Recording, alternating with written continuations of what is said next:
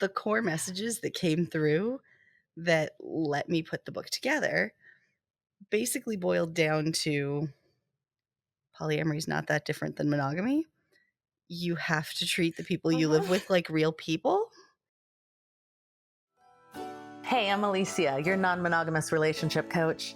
Welcome to the podcast where my friends and I chat about our relationships, enthusiastic non-monogamy, polyamory, swinging, kink, and our lives.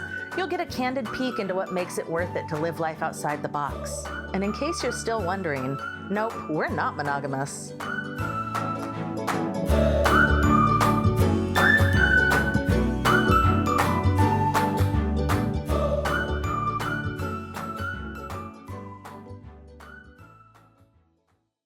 Hey, so maybe you're polyamorous or moving in that direction, right? So let's talk about some of the nitty-gritty. I sat down with relationship coach Laura Boyle to unpack some of the biggest challenges that we faced in polyamorous relationships, from co-living to co-parenting, finances, family. We're covering it all. Laura pulled hundreds of people just like us to write her new book, Monogamy in This Economy: Finances, Child Rearing, and Other Practical Concerns of Polyamory. So get ready for some real talk about making polyamory work in the real world today, right now. Whether you're in a triad, a quad, or something else entirely, this episode is full of practical advice. So listen in for all the juicy details. Let me know what resonates the most with you. And don't forget to leave a 5-star rating, and I'll probably just read it on the show. Enjoy. Cool. The last time I hit that button, it didn't do the countdown, and I was like, what is happening? Where's my countdown? Okay, Laura Boyle, right? No, yes, I that's got it me. right? Awesome. I'm so happy you're here. I read most of your book. I skimmed through the rest of it because it was very, very quick. That's fair. We did not give you I was like, long. I got a week. We got this. And it's fantastic and super, super needed. Super needed. Thank you. I appreciate that. Yeah. It's, I know in my coaching, like a lot of questions I get are like, and how do you handle this? Parenting? Oh my God, I get so many parenting questions. But also a lot of questions about cohabitating and money and what do you do in all of these situations? And I'm like, you treat people like you would any good roommate. I mean, that is unfortunately sort of the base of it. Yeah. Yeah. I mean, that's kind of how all cohabitating should be, I think. I mean, should be. Yeah. Yes, should be. It's kind of like saying how relationships should be. Yeah. So Uh, I was putting together this book, and I was lucky enough to get almost 500 people to answer my initial survey, and then more than 100 people to do follow-up interviews with me of like either doing calls or answering with really long detailed emails, or a few people put me on Zoom and walked me around their house through their phones. And it was really fun. So I feel like totally indebted to these people who answered my original survey and like made it possible for me to have the data to write the book in the first place. But the core messages that came through that let me put the book together basically boiled down to polyamory is not that different than monogamy. You have to treat the people you live with like real people. Who would have thought? And in fact, some things are just more complicated because there are more people, like money. Yep. It's kind of like, okay, it's kind of like group sex. Like with only 2 people, you kind of know who to focus on, you know where to put things. You start adding more people and you really have to be conscientious about where you're putting things and who you're spending your time with and how you're arranging things. Yeah, you have to have had some more conversations ahead of time about what you're going to do. And then you have to be willing to have something go a tiny bit wrong and you adjust as you go. Yeah, exactly. Amazing. What inspired you to write to write monogamy in this economy. So, Yeah. as a polyamorous parent who previously lived in a V, I get a lot of people in my coaching practice who ask all of these questions constantly. And so I wanted to have a like resource that I could hand people and Yeah. something that would be available for more folks than just the handfuls of people who I get to work with in any given year. And so that was sort of the Hmm. inspiration behind starting the whole thing.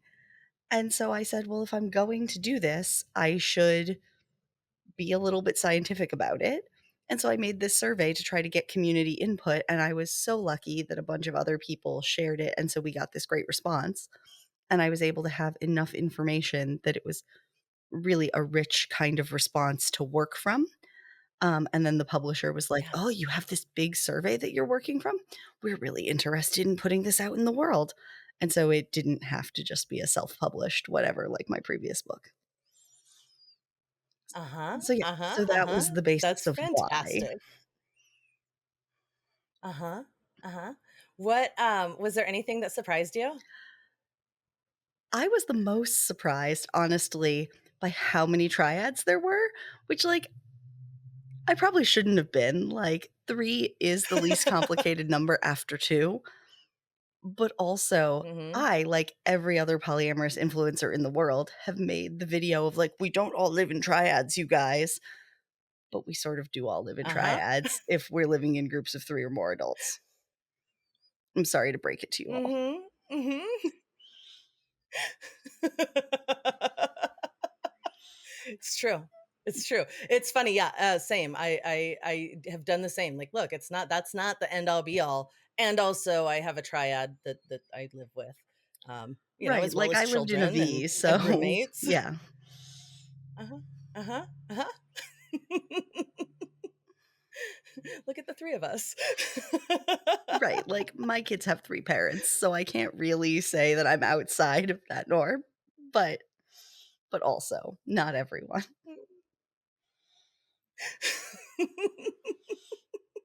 Amazing, amazing. So you do you identify as polyamorous? I do, Like, as your relationship structure? I most strongly identify as a relationship anarchist, but my relationships fall under, Mhm. like, a polyamorous structure. Um, I live Sure. solo, but I have a partner of 8.5 years. I co-parent with my ex and my ex-meta, and then I have another partner of a couple of years. Yeah. Nice. Nice. That's wonderful. I the longer I have been non-monogamous, the more I'm like, yeah, relationship anarchy kind of feels like that's really what fits because I have really close friends and I have friends that are lovers and I have lovers and I have long-term partners. I have a 10-year marriage and I have a 8-year partner and a 5-year partner and like and they're all each one is so individual and I don't live with all of them, but I live with some of them. Right, it's this thing where, like, do I really need to put labels on everything I'm doing all of the time? Probably not. If I did, would that Uh-huh. be extremely Uh-huh. complicated? Probably yes. But as it is, I can name 2 Would it partnerships that have change? labels, and so I can go, "Well, I am polyamorous," Uh-huh. but also relationship anarchy is Yeah. probably more accurate. Yeah. Yeah. I love that. I love that. It, I'm curious when you were doing your research in for the book and interviewing all of these people. Did you find did you find much? I imagine you asked people about their challenges, and I'm wondering how much of that was like social stigma um, that came So, up. yes, but, the level of social stigma and, like, the things I found social stigma around were more about finding housing or staying in housing as opposed to other issues. Because that was what I Mm, was focused on in the study itself. Because I was mostly looking at housing and then I was looking a little bit at parenting. That's how yeah, the study started. yeah. And so the rate that my study respondents said that they had experienced some level of housing discrimination was about two-thirds the level that was found in the open community survey. So Mhm. I think the reason for this is that based on my follow-up interviews and the ways people spoke about stigma and discrimination, I think the way I phrased the question, people felt like I was asking about something that was a higher bar than what the folks at Open were asking about. Right. So I think they felt Right. uncomfortable saying that they had experienced it because it was just, and just has big scare quotes around it, somebody asking some extra questions while they were going to rent a place, or Sure. just a landlord only wanting two of them on the lease, or whatever, as opposed Mhm. to like outright discrimination. Yeah. And people get Yeah. uncomfortable with taking that on as a label. Yeah. Yeah. Yeah, that makes sense. That makes sense. Yeah, I mean, because that's not something I've had to deal with, and so I've actually always been curious about, because I would imagine it, if you were going to rent a place and you just put these are the adults that are on the lease, it's like having roommates, I would think. Right. And I know that there are folks who have had trouble with that because they're living in places that are single family zoned. And so you have to explain who the unrelated adults are and how and why you want them to move in. And then if you have a conservative landlord, it's a problem, right? Or like you move Oh. people in between leases and then when you're ready to renew, your landlord has an issue with it, things like that, right? Oh, yeah. And so there are lots of loopholes. There are lots of ways to Sure. get around things. There are ways to choose where you're living so that it's not zoned like that. But in the US, most of the US is single family zoned. As much as we wish it Mhm. weren't, Mhm. as much as this Yeah. is a like racist and classist institution that probably shouldn't exist. Yeah. Um, we can tell my politics just by the way I phrase these things, but um, as much as all of Yeah. this is the case, it is a fact, right? Um, So, this being the case, a lot of folks, when you're trying to move in larger numbers, are either buying homes because then Mhm. nobody's really going to bother you unless you have the kind of NIMBY Mhm. neighbors who, like, you've got too many cars out front and you're ruining the property values. And Sure, sometimes sure. people win those lawsuits "Oh, and your sometimes they lawn." don't, and whatever. Like, if you're taking good care of your house Yeah. and it's not that many cars out front, probably you don't have a problem. And again, we're then Right, relying on the right. social contract, which only goes so far. So I don't want to Yeah, encourage people to just assume that everything will be okay all of the time. You have to know your neighborhood, your state, your town. But by and yeah. large, things are more progressive than they used to be, as much as we're living in a horrible black True. backslide, like legislatively. Uh-huh. Mhm. Yeah, Yeah. right? Like, let's all fear Project Yeah, 2025 yeah. and simultaneously acknowledge And that we live also at the best time to be alive. Right, like yes, truly, truly. Yeah. I was at an event in Seattle for, that was, for, polyamorous folks, and I met a couple of, mortgage people who specialize in helping, polyamorous families, multi-adult families, mhm, purchase homes and go through the bank part of that. And yep, I thought that was really fascinating. yes, and definitely a lot of the folks who owned their homes as groups had, like, found mortgage brokers who specialize in order to do that, and so they hadn't Yeah. felt any particular stigma or whatever, but they had gone seeking a particular professional who specializes, or they'd found Yeah. members of community who were totally open to working with them and navigating that process, right? Either Yeah. through other connections, through the queer community, through the kink community, through whatever, to find the person who was open to helping them navigate. And Yeah. like, So does Yeah. that count as not experiencing stigma, or does that count as assuming you're going to experience stigma and sidestepping it?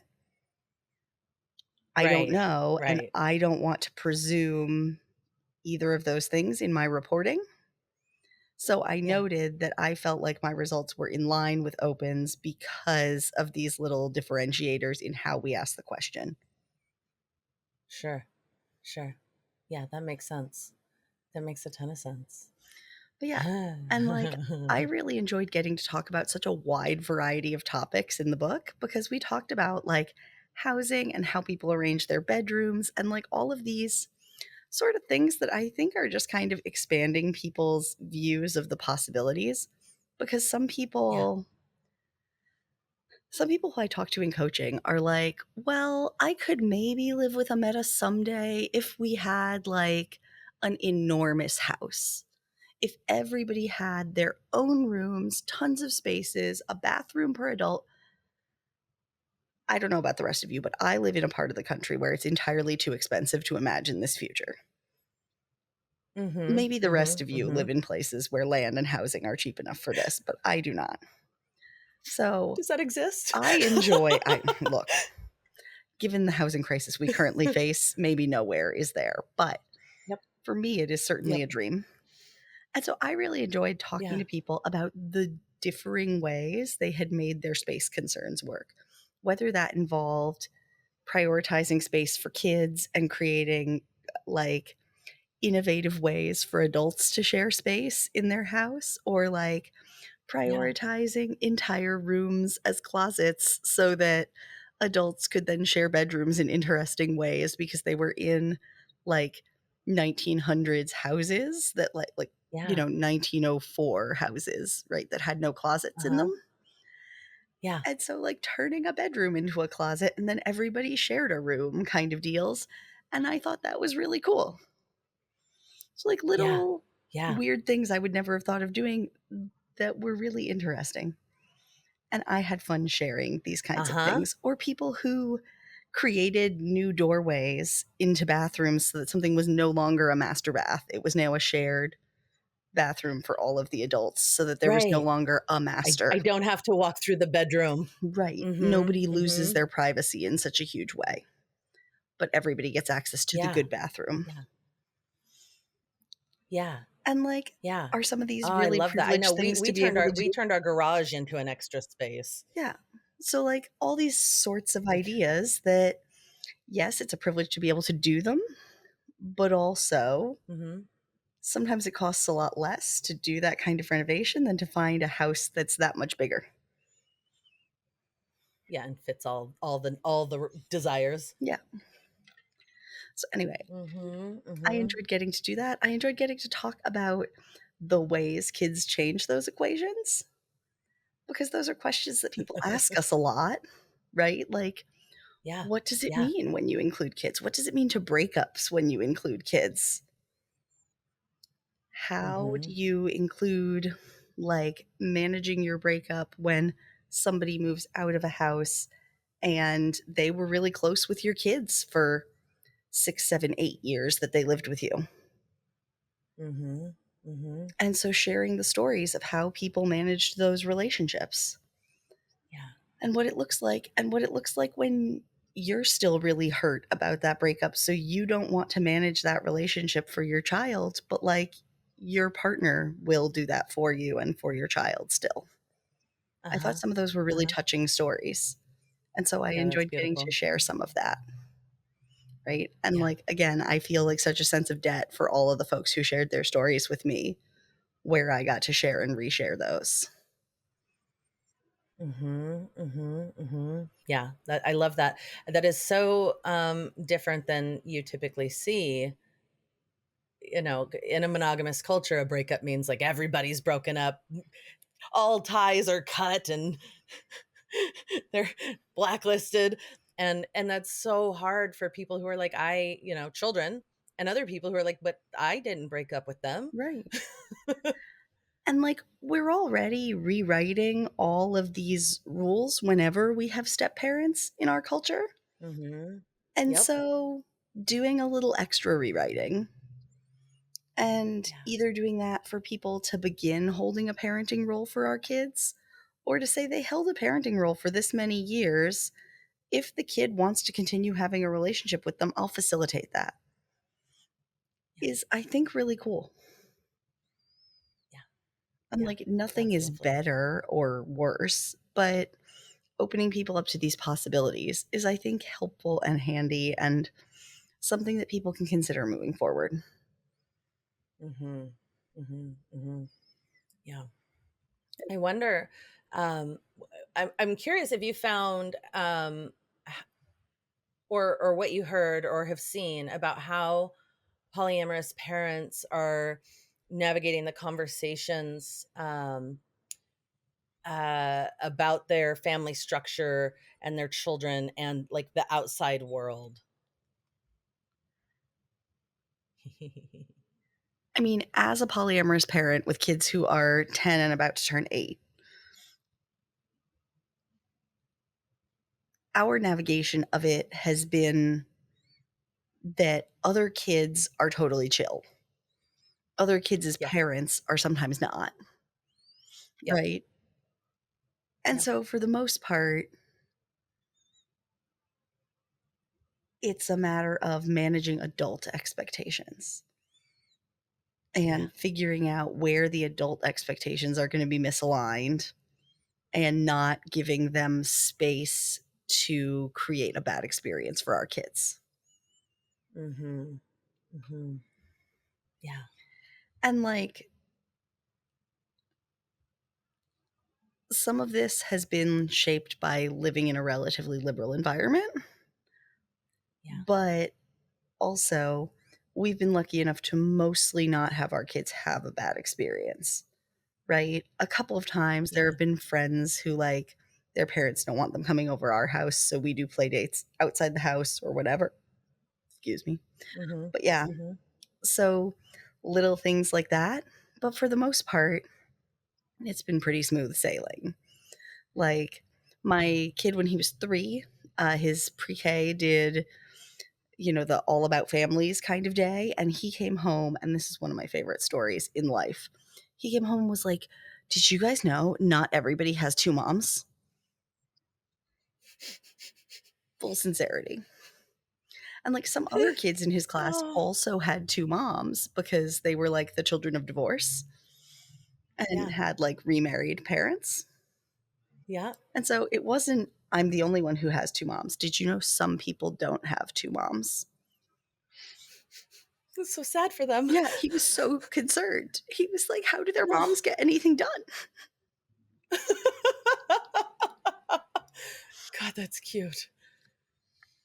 Mm. And so, like, there is something to be said for being open in your environment with schools, with doctors, with all of these different people, because more of the time than not, they're pretty chill. Like, not everyone has Yeah. been perfectly chill with us, but the vast majority have been, right? Like, Yeah. our kids are in Boy Scouts and they're relaxed about it and they're owned by Mormons. They're like, yeah, we get it. It's fine.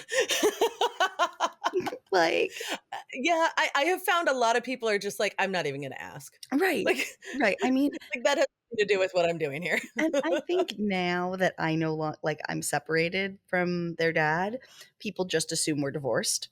But when we all lived Right. together, we were just sort of the weird family. Oh, yeah, that's the weird Yeah. family. Okay. Yeah.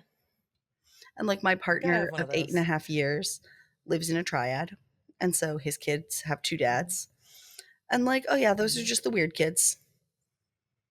Yeah. Or like, oh, they're very nice kids. Yeah. Their parents are strange. Yeah. And he has been Yeah. prepared to be the strange parent since he was a kid. Yeah. So he went from being a weird kid to being a weird parent, and he's fully on board with that.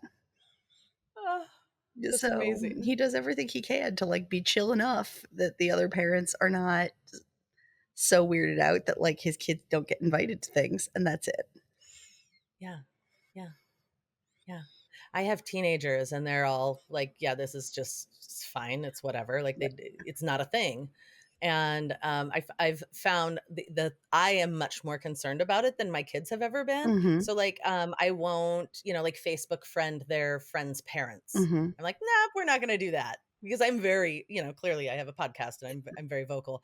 And so I'm like, well, if they have questions, I'll answer them, but I'm not going to have them just like Yeah. stumble upon me. Right. Same. I'm not like, "Oh, yeah, everybody's mom is my buddy on Facebook." No. If they're, like, my Nope. actual friend in real life, that can happen, but Yeah. that's, Yeah. like, 5% of them maybe. Uh-huh. Yep. Yep, yep, yep. Amazing. Amazing. Um, Speaking of people moving in together and Mhm. people living together and um, all the things that come with it, can you talk about the importance of uh, like compatibility, like communication, but also just compatibility? So there are so many kinds of compatibility that go into living together, and we, Uh-huh. as a culture, do not think about them. Nope.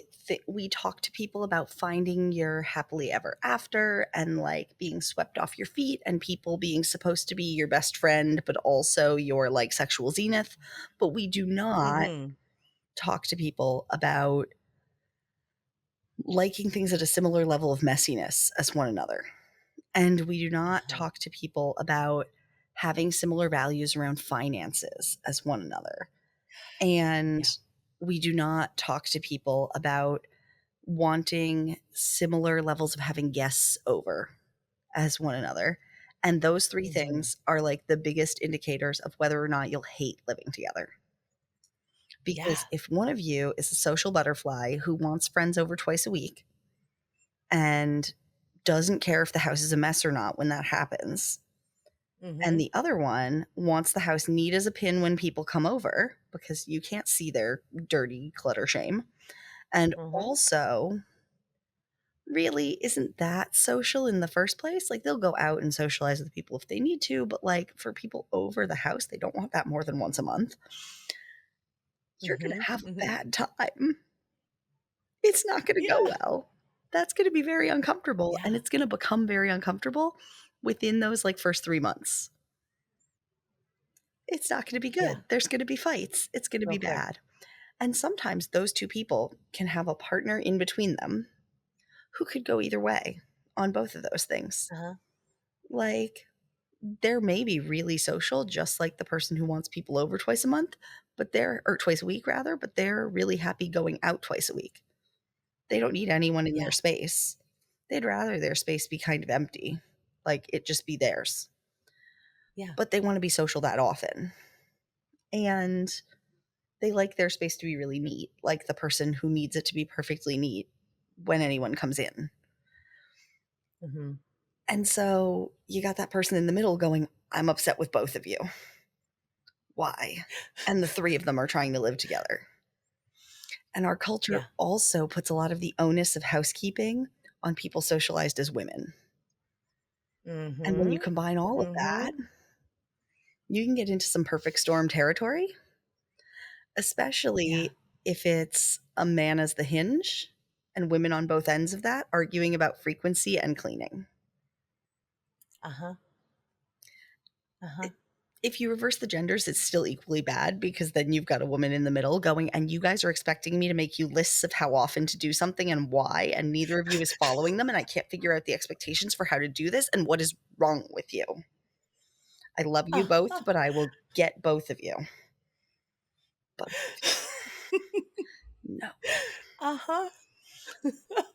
And just gendered expectations around household tasks and people not having unpacked them, and gendered Yeah. expectations around calendars and people not having unpacked them were Oh, in yes.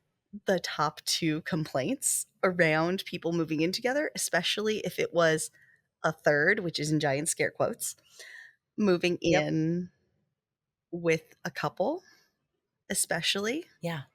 but really Yeah. any 3 people moving in together. Because if you're in a position where there was someone keeping a calendar for 2 people, and then a 3rd person moves in and they're used to maintaining all their own stuff, but combining these things is hard because one of these people isn't really pulling their weight on that end. Yeah. Figuring out the new configuration gets tricky. Is the person who's been doing the maintaining your partner or your meta? How are you gonna blend this? There's a lot of Yeah. interpersonal dynamics that come into it. And there's a There's lot so of much. social expectation dynamics that come into it. Mm-hmm. And a lot of these social expectation dynamics are about people who are socialized as women running families, doing kin keeping, doing calendar keeping for themselves, their spouses, their children. But if Yep. you both Yep. want to maintain polyamorous relationships that are outside of that dyadic unit, you should have split that up at some point. You should each be maintaining your own Yeah. thing. You should both be aware of what the kids' needs and calendar are independently. If someone is Mm-hmm. in charge of the kids' calendar, the other person should be doing some additional household task to sort of balance that out. And yes, I'm saying should. I don't love the word should, but I'm absolutely using it here. Be good to one another, Yeah. please, for the love of all that's Yeah. holy. Anyway, so Yeah. there are things that really had better happen if you want to maintain these things in some equilibrium. And a third person entering can really shine a light on them if the third person isn't part of that dynamic. Or if the third person is of one gender or the other, it suddenly makes it really apparent because they'll walk in Yeah. and they'll go, "Oh, I'm here and you're expecting me to do more work than I was doing at my old place because he doesn't?" No. Mm-hmm. Or, "Oh, he doesn't, but I'm used to doing all this work because I lived alone. All of us should Right. do all this work. Let's have a conversation about how we split the chores." Yeah. Yeah. And that's not even to mention finances and that everyone keeps them differently, and that some people come from a place where either because of having been well off or because of poverty, they have a very different relationship to money, or Mm-hmm.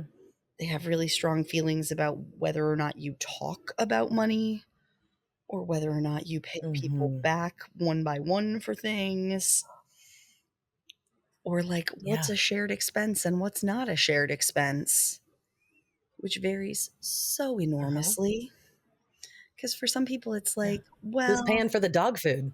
right, is the dog everyone's dog? Is the Yeah. child of the couple everyone's child because this person's moving in and has now been given permission to send the child to their room? Right. Is the permission to send the child to their room the moment where this person becomes a parent? Right. Or is the And moment shares the where financial. right, or is the Yeah. moment where they become a parent and share the financial burden the moment where they also get a vote on medical problems? Or Mm-hmm. is that only the moment after you go and do legal paperwork that they have medical powers paperwork so that they can also take the kid to the hospital? And only after Yeah. that do they also pay for things, right? Right. And there's all these million different thresholds that you could consider it. And people have made all of these different choices, and you have to decide what works for your family. Yeah. But so many people don't want to talk about so many dimensions of this, or only want to talk about it after there's a fight about some aspect of it.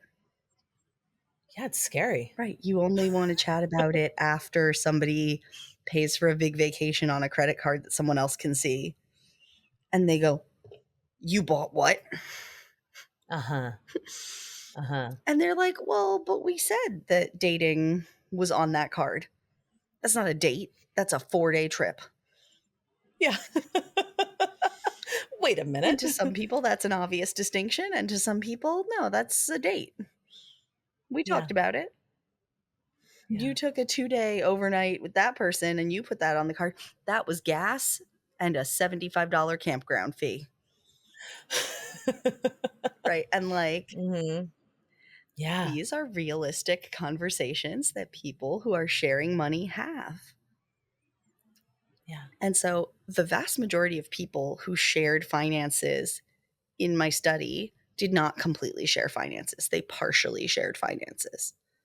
It was Yeah. either that couples who previously shared finances kept sharing them and someone else had a separate bank account and they decided what else was a shared expense and split them, Hmm. or that they had a household bank account into which everybody put some money, whether that was a set dollar amount or a set percentage of their income, and then they paid household bills out of that. Right. It was almost never that everyone had pooled all of their money into one account. That would be so scary. Like, some people were doing it. It was just a very small percentage, and it was almost always, Yeah. like, polyfidelitous long-term units. Sure. Sure. Yeah, that makes sense.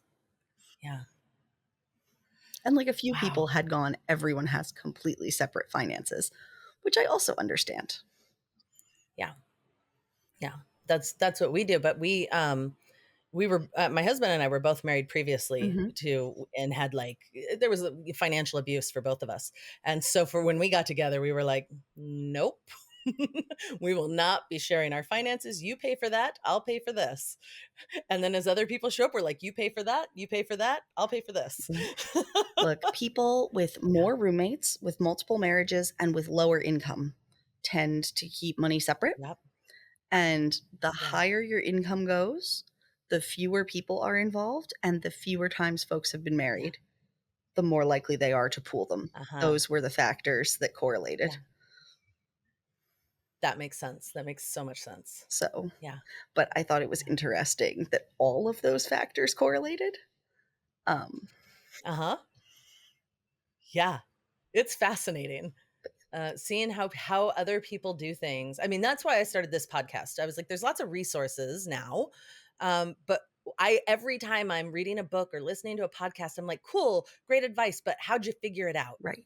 What did you do? What really happened? I want to know what other people are doing, right? Because like the community part, the part where we aren't alone, Mhm. is one of the most important pieces to maintain our sanity and Well, right, and, like, when I and was writing the decisions. finances chapter, when I lived in a triad, we did the, like, we take a percentage of our income and put it into a shared Uh-huh. account to cover the things we had agreed were household expenses, and Yeah. so for us, that included kid expenses because we were all raising the kids together, but Yeah. a lot of people who I talked to were like, "Oh, kid expenses are not shared expenses because fewer than everyone in the household is a parent." And I was like, Yeah. I don't think I could handle living in a household where not everyone is paying for kids who are living here. Because, like, what do you think the children pay for themselves? Right? It's community. We're all taking care of them. Sure. But I understand when I listened to people's explanations and I noted down the way that people explained it. But for me personally, Yeah. that would not have worked. But so the Yeah. section on, like, taking a percentage of your income and putting it in, other people had done very similar to what we did, so that section is, like, combined of what we did and what other people did. Mhm. Mhm. Mhm. Yeah. Solid advice. Because it does work even from when you have, like, no money to when people are making a lot of money, it is very transferable. Yeah. Yeah. Yeah, yeah, yeah. If people are considering transitioning to like having a poly household, Mhm. what advice or what conversations would you say they should definitely do first? I think having honest conversations about how you're actually living now and whether it's reflective of how Mm, you want to live in terms of, like, messiness and how often you cook at home, and because sometimes people aren't cooking at home because they're living in, like, an apartment with a shitty kitchen, and they've got 4 roommates, and mhm. so they can never get into the kitchen to cook, but in an ideal world, they'd be cooking at home 5 nights a week, and so being honest about stuff Right. like that matters, right? Yeah. But Yeah. so things like that, about how messy you actually are, about whether or not you are the person who in an ideal world would never clean a bathroom again. Because if every single one of you is that person, then you all need to be in a certain amount of acceptance that whoever is cleaning the bathroom is going to be resentful every time it's cleaned. And so you may have a less clean bathroom than any other room in your house.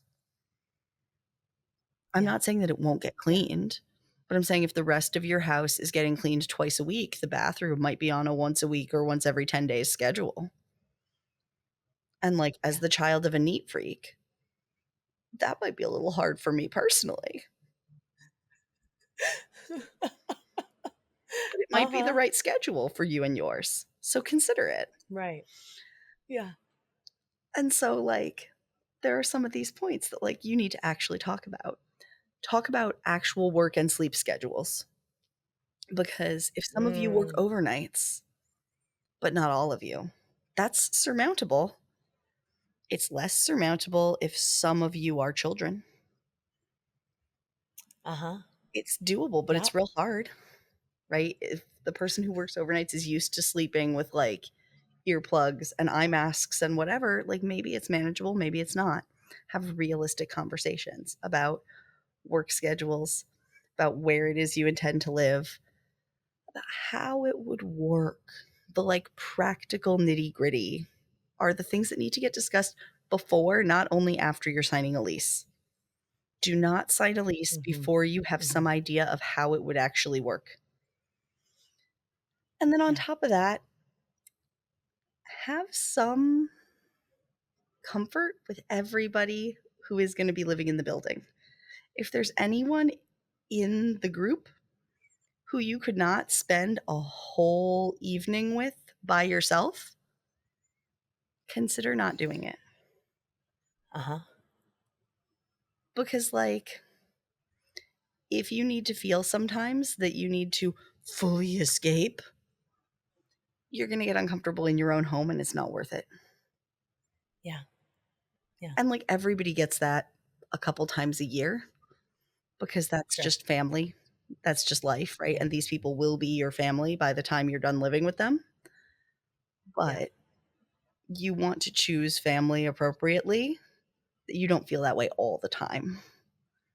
Yeah. Relationships should be additive to our lives, not stressful and Mm. subtractive. Mhm. Mhm. Mhm. Yes. Yes, take off the love blinders and get down to the practical. Right. Like, remove the rose colored glasses about your partner and look at everyone involved because Yeah. sometimes you love your partner, but they're super messy and you know that's going to make you insane in 3 weeks. Also, if Mhm. possible, do little trial runs, right? Oh, yeah. Stay at each Yeah. other's places for 2 weeks straight. Yeah. See how much you make each That's other brilliant. crazy at the end of 2 weeks, Yeah. especially if it's smaller space than you're actually going to occupy, because it will point Mhm. out all of those little difficult whatevers. Mhm. And it's better to know Mhm. what they are. Yeah. And like, Get ahead of it. yes, the trial run will never be ideal because you will not have all of both of your stuff in the same place. Uh-huh. But talk to each other. If you're planning to move into someone's space, talk to them about how you're going to make it a space that is for all of you, right? Because you don't Yeah. want to be a guest moving into someone else's space. You want it to be your space too. Yeah. Mm. Mhm. Mhm. Like, how will it be And completely the shared? the flip side of that is having someone moving into your space, and now all of a sudden it's not just mine, Right, and I have to move things, and I have to change things. right. Think about how you're going to cope with that. If you're someone who gets anxiety, Yeah. how will you cope with the anxiety that is triggered by that? Because it is a loss of control. Yeah. Yeah. Big time. But like, it's one that's often worth it. Mhm. Mhm. Yeah. So good. Yeah, so I guess those are my like big conversations that people should have. And if there are children involved, make sure you have explicit conversations about what makes a person a parent, about what steps you're Yeah. taking if you're not considering someone a parent, right? What is their Mhm. role? What things are they and aren't they allowed to do? Because if Yeah. someone isn't a parent but is an adult that lives in your house, They're going to be having interactions with your children and figuring out what those Mhm. interactions are and aren't allowed to look like. Being more Yeah. explicit is better than not. Mhm. Mhm. Mhm. Yeah, that one's rough Right. because a lot of it feels like I don't know the answer until I've crossed that bridge, Sure, right? Like, oh, wait, I didn't know that this was even possible. sure. I thought you guys would always get along. Right. But saying, like, hey, Yeah. let's figure out a ceiling and a floor. And Yes. then if once you're here and we're at the floor, we want to move the ceiling higher, we can talk about that together. But let's set a starting ceiling and a floor. At least gives you space to move in. Yeah. Because humans are Yeah. terrible predictors of how they're going to feel. Like, Really just are. scientifically, like, every study shows that we're bad predictors of how we're going to feel. Yeah. But starting somewhere so that then we have somewhere to move from. Because if we go in with Mhm. no expectation, it's significantly worse. Yeah. Because otherwise, you walk in and just everyone is stepping on triggers and landmines for other people. Mhm. Mhm. And like your partner who's moving in, who's not intending to parent, feels like they're being asked to babysit constantly, or you feel like they're taking your role as a parent, Mhm. or what have you, right? Or Yeah. you feel like they're not doing enough and they're taking the kid's side against you and undermining you while you're parenting, Mhm. right? So having some of these awkward, explicit conversations ahead of time to minimize some of that impact. Or if you Yeah. don't have kids, but you think you might want to in the next couple of years, being open about it. Yep. Yep. Because going, hey, I'm happy to have you live here, but we're thinking of having kids in the next 2, 3 years. There is space in the house for both those things to happen, but I need you to know because if you don't intend to parent with us in 2 or 3 years, there will be a kid here, and that's going Yeah. to affect our relationship. Yeah. We'll cross that bridge when we come to it, but I want you to be aware so that you're not settling into a blissful child-free future while we're mentally preparing for a future where we have kids and maybe you have them with us. Right. And again, people can change their minds 100 times while you're in it. I thought I was never gonna have kids, and then I had a kid, Yep. and then we collectively decided to have a second one, right? Uh-huh.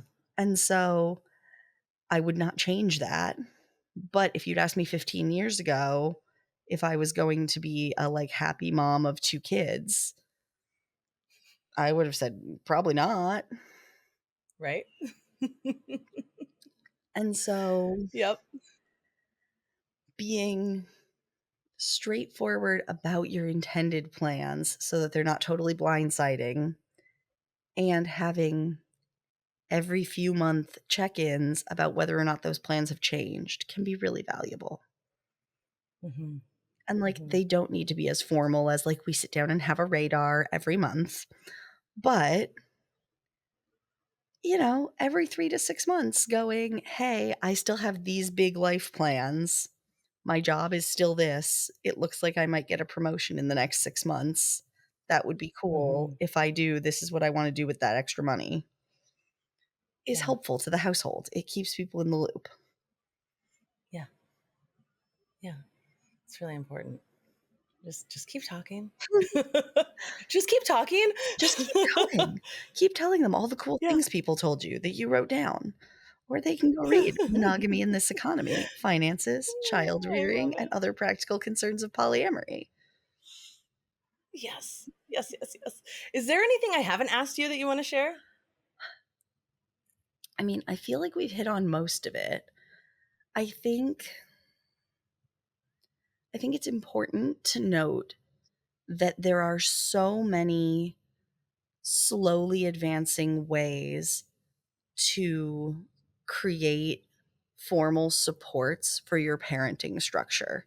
They're different in Mm. every sort of state and jurisdiction. So folks should talk to local family attorneys if they're already doing this. and want some way to note down what they're doing. Yeah. But if you're in a long-term poly family and you have children and you want a legal notation of your family structure, see a local family attorney. In many states, there are ways to give all of the parents who are parenting some degree of recognition that gives a certain amount Yeah. of protection in breakups, a certain amount of protection in the case of the unfortunate death of the parents, right? And so making sure Yeah. that these things are in place can be really protective for your children and for your family. Amazing. Thank you so much. Thank you for writing the book, and thank you for coming and sharing it with us. Thank you for having me. If folks are interested, so the book is available for pre-order until August 21st, and then it'll be out in the Nice. world and you can just have it in your sweaty little fingertips, just like mine. Um, Yes. so it can be had wherever books are sold. You can ask your local bookstore to get it for you anywhere in the US, the UK, or Canada. Um, Yeah. and it's called Monogamy in This Economy: Finances, Child Rearing, and Other Practical Concerns of Polyamory. I love it. Amazing. Fantastic. Thank you so much. Thank you. I'm very excited. Of course.